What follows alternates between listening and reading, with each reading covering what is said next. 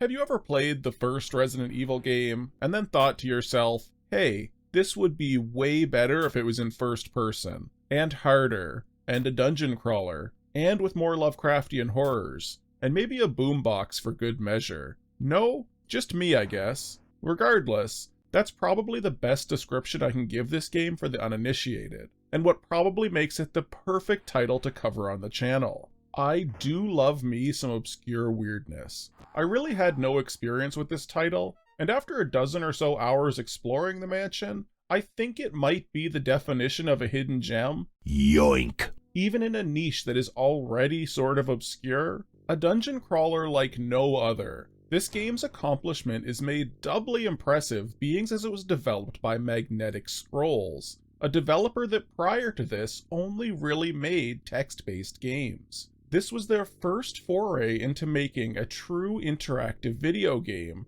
and it came out shockingly well, especially factoring in a 1992 release. I've definitely seen worse games that came out later from much bigger names. The legacy hard pivots away from the usual fantasy setting we've seen in other crawlers. Realm of Terror instead took place in a modern mansion, and by modern I mean early 90s. It still seems modern to me, though I don't think it's fair to even call this a true dungeon crawler, as though it certainly looks like one in a lot of ways, and even has some light RPG elements that go hand in hand with the genre. I think the game falls much more squarely into the realm of horror, or I guess the realm of terror to be more accurate. Oh, brother, this guy stinks! The gameplay was methodical and tense, challenging with a simple yet gripping narrative that had me scouring all corners of the house in search of notes and clues. Conquering each floor of the mansion felt like a true achievement, with its unique approach to combat encounters, rewarding players who use their wits and punishing those who try to solve every problem with violence. This game may wear the skin of a dungeon crawler, but it definitely has the soul of a horror adventure. The premise to start the game is dead simple. You're contacted as the last living descendant of the Winthrop family line. And good news, the family was rich, and you have inherited their mansion, truly a millennial's greatest fantasy. Of course, all good things come with a price, and as you enter the mansion on a night dark and dreary, the doors slam behind you, sealing fast. The haunting laughter of an unknown evil rings through your ears. The only way out is through.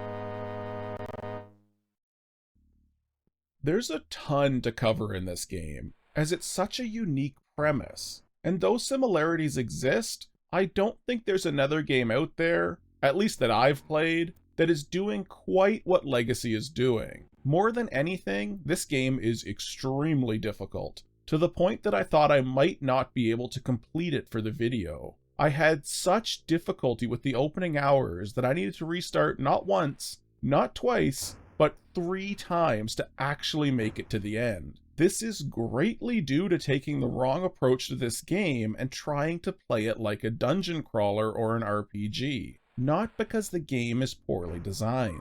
I was just doing it wrong. Don't be like me. Learn from my mistakes. I cannot overemphasize. This is a horror adventure masquerading as a dungeon crawler. Take time to approach this like the tense horror experience that it is, come at encounters in a way that is smart and maximizes your potential, and you're going to find a one-of-a-kind experience. With that out of the way, let's get into the meat and potatoes of this thing. For a horror game, the character creation is pretty in-depth. You can select one of multiple characters. We have a couple of college students who, and I quote, need to throw a Mondo party and think this inheritance is tubular. 90s brain rot is way better than current brain rot. Outside those two gems, there's a girl boss CEO, a stage magician, a university professor, a journalist, a United States Marine Corps veteran, or a character who's only described as a widow, as though they have no personality outside having a spouse who passed away. Each of these characters has their own unique starting stats and in some cases, spells, each favoring strength, dexterity, or knowledge. You can make any of these characters work, but the game for sure favors having at least a base level in knowledge and magical skills. The strength-heavy characters like the Marine are probably the game's version of hard mode. You can alter each character to your liking, making the Marine a brainiac, or making the Widow a powerlifter as you prefer. You can even change their names if you feel so inclined. I can't decide if it's weird that I left the journalist with her first name, but made her a walrus. Probably is. It's established you are a weirdo. You are surrounded by talking cats. Digging into the stats, there are a lot that are borderline useless, and others that are downright necessary. Brawling is the ability to fight with your fists.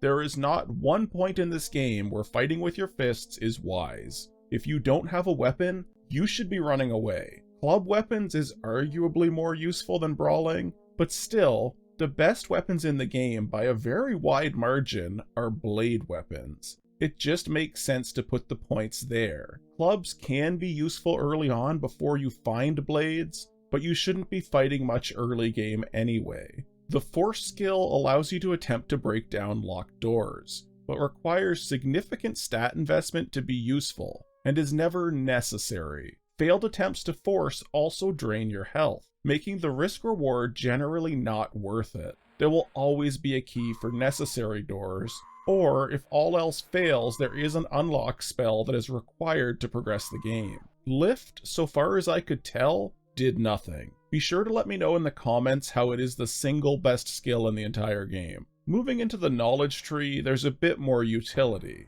Electronics allows you to repair specific things more successfully, but again, it's very niche to the point that I may have used the skill twice in my entire playthrough. I think the only thing I fixed was a fuse box on a couple of levels. First aid and meditation make it easier to successfully regain health and mana. A few points in each would be a good idea. Mechanics, again, is for fixing different types of things. I believe it's primarily used to unjam firearms, so it's useful if you want to use firearms, but otherwise a skill that can be skipped. Our last tree is dexterity, and in my opinion one of the more useful trees alongside knowledge. Blade is for sharp things. As the best weapons in the game are swords and a chainsaw, it's wise to have some points here if you do want to fight in melee. Dodge increases your chance of being able to pass enemies without being hit when trying to escape in the mansion, and is downright critical early on.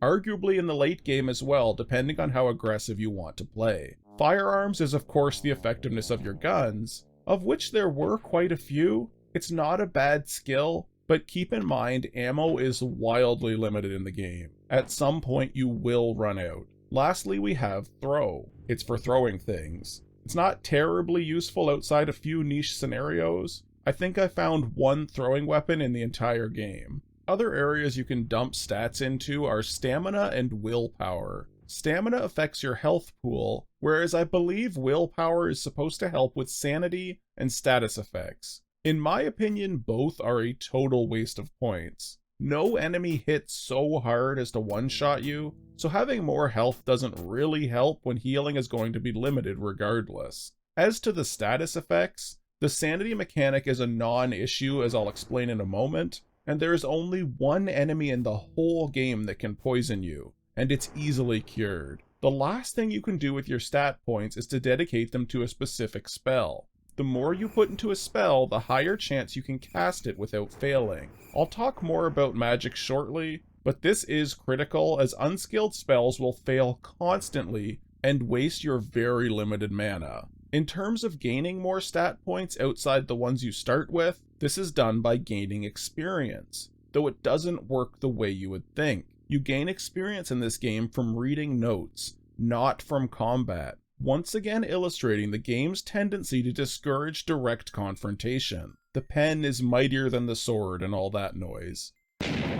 When you get experience, you don't need to wait for a level up to use it. Any gained experience can be immediately dumped into your stats as you see fit. The higher your stats, the more it costs to keep improving them. There are serious diminishing returns to focusing too heavily on one skill. As a result, I finished the game with nothing much past the halfway point to max. You'll find skill points are quite limited in the game, so it's good to specialize in the important skills, but also to spread your skills out enough to have some versatility. Do not skimp on spells or you will regret it. Let's talk about the game's window, as it's one of the first things that drew me to it and is something that more games should do. Essentially, all the windows you see on the screen can be moved, resized, and generally just set up however you like. The way it's described in the manual is so that you can change sizes on the go based on what is most important in the moment. Me personally, it was just fun to size things how I liked.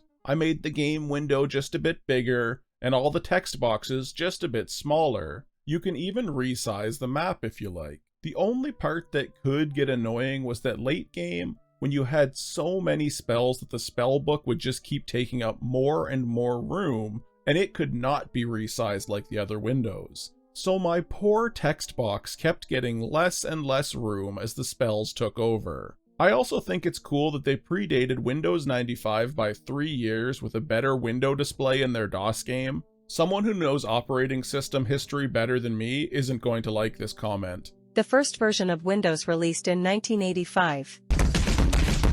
Controls for the Legacy are actually wildly modern, so much so that it sort of tricked me for half the game. I initially tried to move with the numpad, as most of these games are programmed to do, and I found it didn't work. That was okay though, I'm fine with mouse clicking. It wasn't until way later than I like to admit that I realized WASD actually works in this game, with Q and E acting as your turn buttons. This might actually be the first grid-based game I've played on the channel with innate WASD support, and I think that's pretty rad, maybe even tubular. In terms of interacting with the game world, it's all done by mouse. You can drag and drop things, or right-click on things to get a list of interactability options. A touch clunky at moments, but overall the experience is very smooth for 92. I never found I was confused with what was interactable or what I could do with items. My only small gripe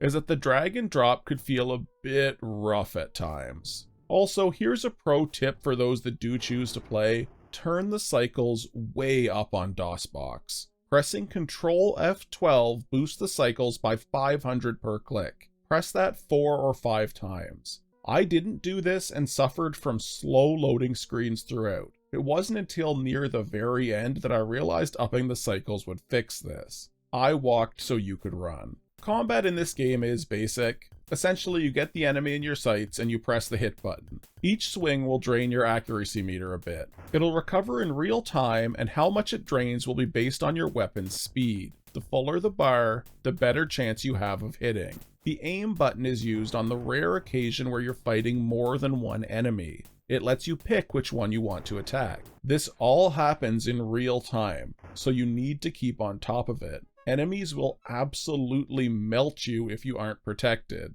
You can get armors, but I didn't find they made much difference. The real defense comes from magic. As you progress the game, you'll find a ton of spells. Some are used to deal damage, like the Flames of Desolation, and while you want some points in those offensive abilities, the real game changer are the defensive wards. There are several, with each guarding against either physical, magical, or mental attacks. If you want to stand a chance in combat, you need to ensure these wards are up before getting into it. With no magical defense, you will be lucky to kill a couple of enemies without dying. With those wards up, you can clear a floor of enemies on a single first aid kit. They are the #1 thing to focus on if you're having trouble with dwindling supplies and health. There is of course a balance to this. Quite literally, everything in this game is finite. Mana is only returned by meditating on magical crystals, and there are only so many magical crystals. Waste all your mana, and you can softlock yourself. So while you don't want to be constantly using your mana, if you do need to fight, make sure those wards are in place. They do last for quite a while, so it's not all bad. There is a food and resting system in place in the game as well, where you can rest to fully heal your health and mana, but you could only do it in specific rooms, and more importantly, you could only rest when tired. Throughout the entire game, I was only tired one time. I don't know what triggers this to allow you to rest. I'm assuming it's in-game time, so you can't exploit it. It's probably put in as a final failsafe against soft-locking your save if you waste too many supplies. It's nice that it's there, but it's not much help in the game. Eating was in this game too, and I have no idea what the purpose of that was. It didn't heal anything so far as I could tell, and it also suffered from an internal cooldown where you could only do it if your character was hungry, which was very rarely. I do like that the food is just a bag labeled snacks with an X. I could go for some snacks. Sanity is another factor in the game, but I feel like the mechanic might be broken.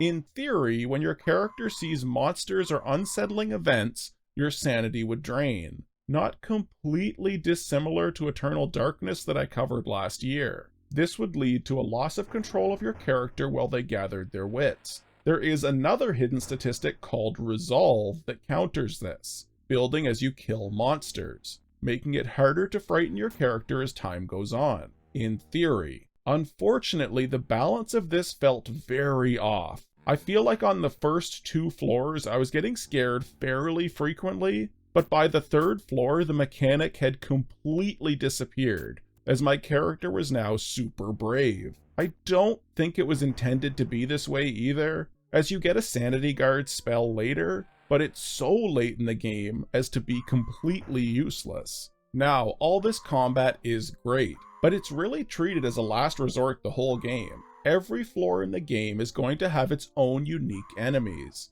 and each will have some way to counter or weaken them. The observant player will be able to gain advantage in just about every encounter. Even the final boss has a bit of a gimmick. An example of this is on the 1st floor. It's filled with zombies, and you're mostly defenseless at this point in the game. Trying to fight them will be a death sentence, and trying to avoid them will lead to the slow whittling down of your resources as they get their licks in when you run by. The solution is a juju fetish that can be found in a hidden corner. While holding this item in your hand, the zombies will approach you, but they will not attack, so you can use it to lock the zombies into rooms. Enemies can't open doors, so you can neutralize the entire floor with some patience, giving you free rein to explore. This is just one example, but each enemy will have some sort of weakness. It won't always be as simple as holding an immunity stick, and it can get downright convoluted late game, but observant players will always be rewarded where headstrong ones will be punished. And that brings us to what I think might be the real focus of this game, exploration. At its base level, this game is about exploring every nook and cranny of the mansion, whether it's to find the next quest item to solve a puzzle, the next clue or hint to neutralize a threat, or just the next note to give some experience and flesh out the story. Opening every door and revealing the entire map is always going to be a rewarding experience. As with any adventure game, this one has puzzles outside just figuring out how to get past threats, and I never found any to be too rough, maybe the final one, but I'll talk about that in the story section. So long as you're exploring and picking up everything, there will be a note explaining what you need to do somewhere. The game is meant to be taken as a slow, methodical experience as you clear each floor of the mansion, and it's best when you play it that way. All that said, I do have a few small gripes about the game.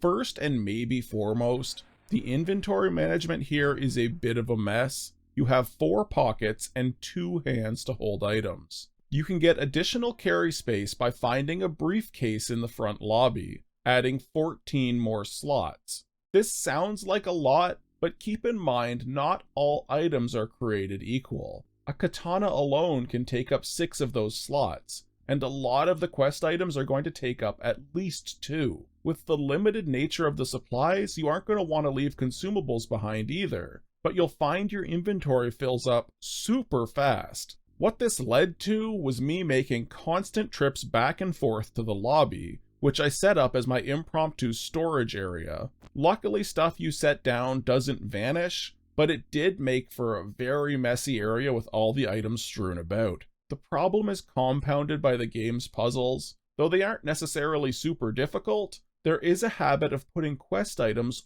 all over the house, often nowhere near where they're actually needed. So you might find an item that you won't need for 3 or 4 more floors, at which point you decide if you want to lug it around, bring it to a storage location, or leave it there and hope you can remember where it was when you inevitably find the puzzle it solves hours later. It's not game-breaking, and it honestly can tie in well with the survival horror aspect, always feeling like you don't have enough space to carry life-saving supplies, but I found it a touch too restrictive. I think I would have been okay with this if the briefcase didn't take up one of your hands, like if it was a backpack or something. As it is, it sort of defeats the purpose of having a second hand at all. You will always need to carry that briefcase for storage. There's even a shield in the game that I never used, as it would have made me unable to attack or forced me to drop my entire inventory. The map in the game is very welcome, and generally quite good. My biggest problem with it is they don't allow you to write on it like in other games, which is a shame as nothing is marked automatically. If I could label the map, I could make notes where things are, helping to negate the inventory issues. The last piece I need to touch on, the music. I absolutely love it. It's just that perfect spooky DOS mix. High tempo and dramatic where it needs to be, slow and atmospheric to build tension when appropriate. Each floor had its own distinct music track to set the mood, and pretty much all of them hit for me. The only exception I will say is the 4th floor, the museum. It is nightmarishly bad.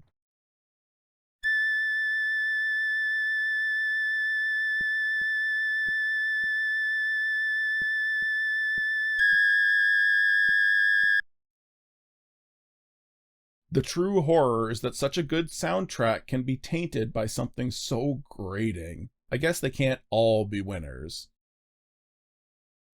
So the game gets right into it with you being locked in the mansion. There's not much fanfare here, but we do find a note from someone named Marcus Roberts. He's entered the mansion to investigate its strange history. It seems like the mansion has been reported as having strange lights and disappearing persons every 50 years. And the current year, 1993, is 50 years since the last event at the mansion. The note goes farther to say that he became locked in the mansion as well, and has confirmed there is an evil here that must be stopped or the world will be doomed. We'll continue to find his trail of notes all over the mansion, often providing hints and clues. It always feels like we're just 1 or 2 steps behind him. There's also notably here a portrait of a warlock being burned alive, apparently the first of the Winthrops, the family line that this house belongs to. His name was Elias, and he doesn't seem too concerned to be on fire. I have to say, it's a very odd choice to have a portrait of your ancestor being burned alive in your front lobby.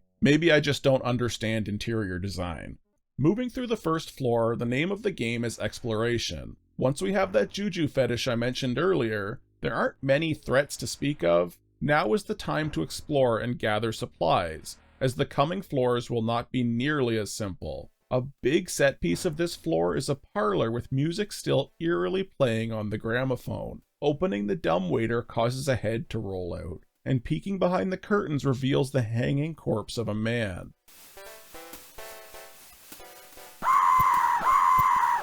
Spooky stuff. From here we can either move up the mansion or go down to the basement. Basements are scary and dark, so I choose to ascend. The 2nd floor has a lot more going on. There's a spectral woman who you can never quite catch up to. She's an illusion, and following her will lead you into an electrical trap. The real version of this woman can be found locked in a closet. Saying the right things will get her to reveal that demons can be killed with holy water. When you're done talking, she leaves and is never seen again. I'm assuming she died, as there's no way to leave the house. There are also ghosts all over this floor, unkillable so far as I could tell, or at least not worth fighting. There's one who is friendly though, and he reveals that the ghosts on this floor died in the service of the god Melchior, and now writhe in eternal torment. They can be freed by burning a painting. We will do that and remove them as a threat, but who is Melchior, you might ask? He is one of 3 outer gods that are invading our realm.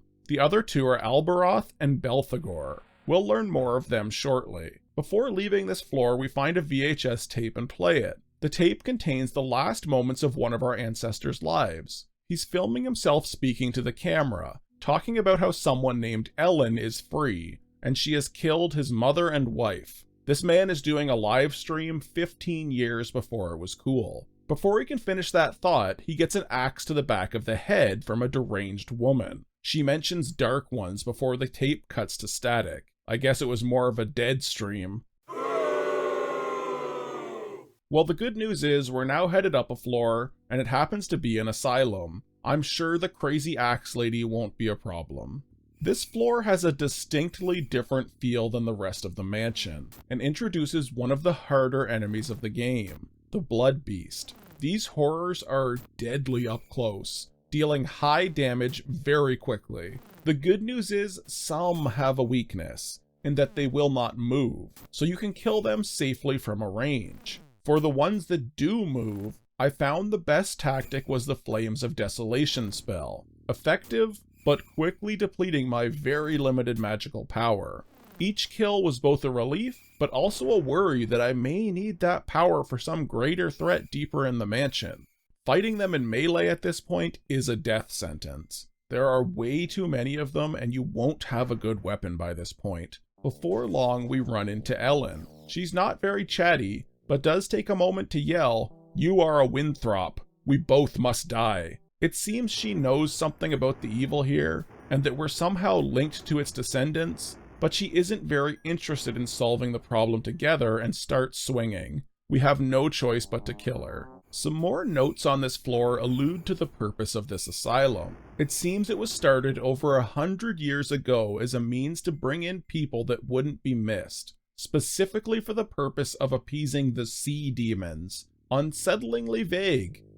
Another note from an ancestor named Robert sheds some more light on the warlock we saw being burned in the lobby. He was a governor many, many years ago, and freely admitted to his crimes of torture and witchcraft. He wanted to be burned, stating that he would rise again. And rise again he did, as something known as the Karcist. The note also reveals that it's our family's job to continue to open the gates for the arrival of the dark god Belphegor. As we are now the last descendant, this is linked to us in some way. How we're opening these gates, and whether it's intentional or not, is not explained. Disturbingly, one of the rooms in the sanitarium has someone trying to breach through the wall. He begs for us to free him from some place called the Ethereal Plane. We do actually find a spell on this floor that would allow us to travel there, but I won't be doing that for a long time. Moving up a floor, we come to the museum, a less remarkable floor than the one prior. Here we have slimes that can be avoided by keeping a lit hand of glory with us, and crawling demons that can be banished by finding, placing, and destroying 3 demon statues. There is notably a dude on this floor who tries to convince us that he's also a relative of ours, but that he's not evil. He claims we can defeat the evil here by simply not fighting back, just lying down and letting them attack us. Yeah, no thanks. There isn't much more on this floor besides some context to the old gods. Besides Melchior and Belphegor, that we've already heard about, there's a third god named Alberoth. We even get images of each. Melchior is a big jellyfish. Alberoth is a slug demon, and Belphegor as well. He's just a monstrosity. We also conveniently come across the Karcist's heart on this floor. That will be quite useful later on. Stick that heart in your briefcase. From here on, there's no further to explore up in the mansion, so we head back to the main floor and into the mausoleum. Its entry is guarded by a shotgun-wielding zombie of all things. We can take him out with a bit of peekaboo, but sadly find the final note from Marcus Roberts. He died trying to fight the zombie. He talks of something called the Golden Torque and that it's critical to stopping the old gods. The rest of the mausoleum involves clearing through dozens of skeletons who were once your ancestors. This is the first part of the game where combat is really necessary. You need to kill the skeletons for the way forward to open, and there are a lot of them. Still, there is a strategy. The skeletons can be killed one at a time if you open the tombs methodically, and you'll need to be careful of where you kill them, as stepping on their remains will bring them back to life. Once you do make it through, you're rewarded with the Golden Torque. Not sure what it's for yet, but we may as well put it on. Next we head to the basement. The first floor of the basement is short and honestly one of the easiest in the game. The enemies here are rock monsters and ghouls. The rock monsters can hit hard, but are slow and easily defended against with magical wards. The ghouls can poison you, but a healing spell found on this very floor counteracts it. There's a creepy red shrine on this floor as well that will be critical later, but for now has no purpose. Moving into level 2 of the basement, we find our way blocked by Alberoth himself, the slug god. Don't try to fight or bypass him. He's an outer god. You won't win. Backtracking out of here, you need to find a way to get rid of him, and the answer comes from a strange source. Back at the very start of the game, we can use a gem we acquired to open a secret path behind the portrait of Elias. Down some stairs and past some swinging chains, we find ourselves teleported to an Egyptian tomb. If it was 50% larger, it would be a thremb. That's your third terrible joke this video. You need to stop. This place has what might be my favorite monster puzzle combo. The enemies are mummy-type things that attack you with sound. We counter them by finding, and I quote, a ghetto blaster, and pumping out sick beats to drown them out.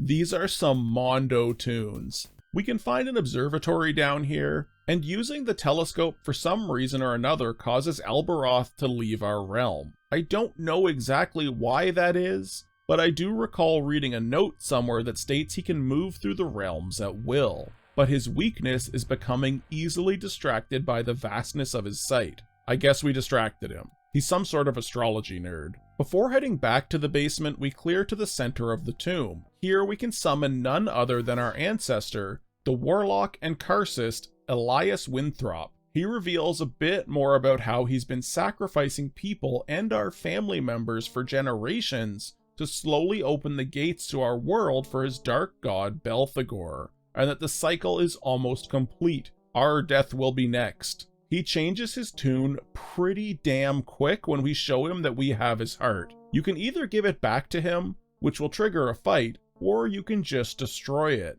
killing him instantly. I chose some good old-fashioned heart crushing. Fun fact that I won't elaborate on, but I know from experience that destroying a heart with your bare hands is pretty difficult, so this is an impressive feat. With him dead, we're nearing the end of our quest, but have a little bit left to take care of. Now that the final floor of the basement is clear, we can head back that way.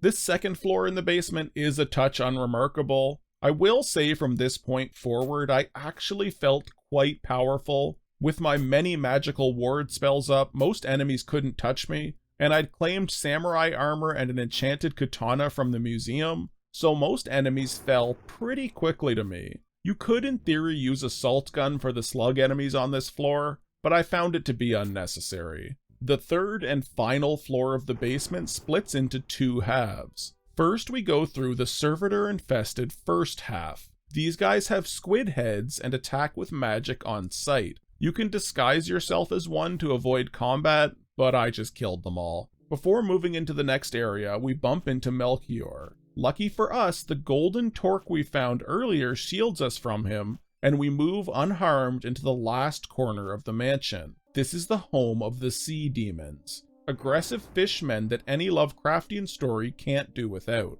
They can similarly be made non-aggressive by finding a few items on earlier floors, grinding a special herb with a mortar and pestle, and then putting it in an incense burner and lighting it up will calm the creatures. I found it wasn't 100% effective, and the creatures still occasionally attacked, but it was at least enough to let me dash by. These guys are one of the few respawning enemies in the game, so this protection is a big help. At the end of their place, we find a temple, and housed within it is a meteorite fragment. From here we have just one more puzzle, and to be honest, this one is a bit more convoluted than any of the others. We need to return the meteor to that red shrine from earlier. We need to use a mirror that we found to redirect the beam of light until a pillar rises up. Lastly, we need to insert the meteor into the pillar to be granted the Eye of Agla. I have no idea who Agla is, but this item will allow us to enter the realm of Belphegor.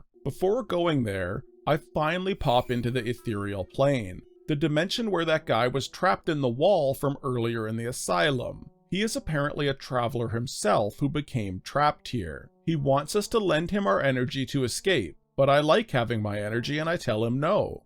He doesn't seem to really mind, and teaches us a new attack spell anyways and then leaves. Fun fact, the ethereal plane can be used as a sort of fast travel system for the game, popping in and out of portals around the mansion. But I didn't really mind just walking around. The mansion isn't that big, and it's kind of fun to explore. We leave this confusing place, head back to the sea demon caves, and find an opening to the ocean. Taking a leap of faith off a cliff transports us to the final area of the game, the astral plane. A short jaunt through a maze and we find ourselves face to face with Belphegor. His fight is simple, but very difficult if you aren't prepared. He is only damageable by magic, and he hits like an absolute truck. You'll want every single protection spell active. I found casting both my damaging spells, followed by my healing spell on cooldown, was effective. I'm pretty sure the game gives you unlimited mana for this fight, or at least increased mana. Before long, he swirls away back into his realm, and we're treated to the final cutscene.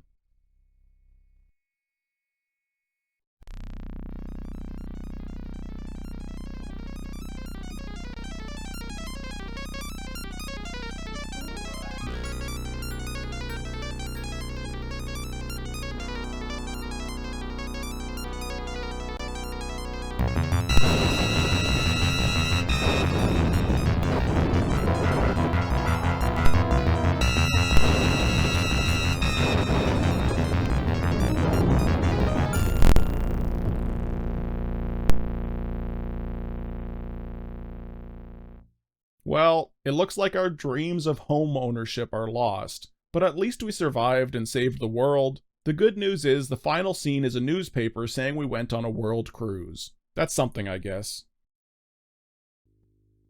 This is one of those games I'm going to forever remember as an unforgettable first-time experience. The unknown nature and difficulty of the game make your first playthrough so memorable. The type of game where the difficulty feels punishing to the point of making you want to quit, but the atmosphere and the story make you want to push through and discover its secrets. What is going on at the Winthrop house? It doesn't hurt that the opening cinematic goes so hard either. The way the combat is introduced as almost a secondary function felt quite unique for this type of game. Like at a glance, I was expecting this to be a dungeon crawler in the vein of Eye of the Beholder, just with a modern setting and a horror atmosphere. But what I got was so much more. The game loop of entering a new floor, dodging monsters while trying to find out their hidden weaknesses, or find the secret to traversing the floor was addictive.